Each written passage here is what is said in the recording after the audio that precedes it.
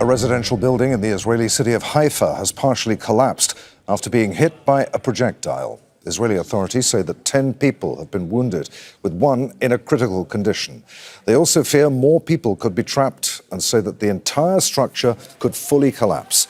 Search efforts are continuing into Sunday evening. This is a live look at the scene in Hypha. It is mid-evening there, and emergency services, as you can see, are working with torches and lights as they search for anyone who was still inside that building. Al Jazeera's Noor O'Day is following developments from Ramallah in the occupied West Bank. Noor, talk us through what's happening in Hypha. Well, at the moment, Adrian, rescue workers are looking for potentially up to 4 people who may be still trapped in what remains of that building. And there are serious fears that the structure is simply not going to hold. There are fears that it will completely collapse.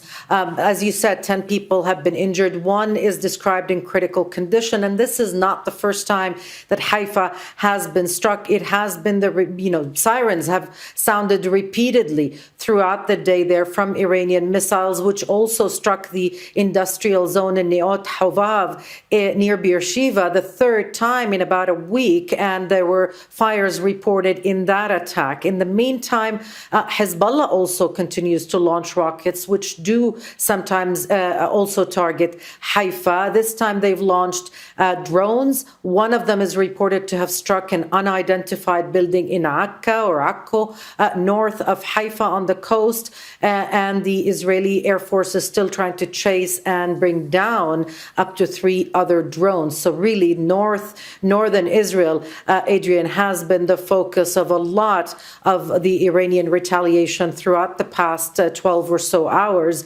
Certainly one of the most dramatic days for the residents that we've seen in quite some time. All right, Noor, many thanks indeed. Al Jazeera's Noor O'Day reporting live from Ramallah.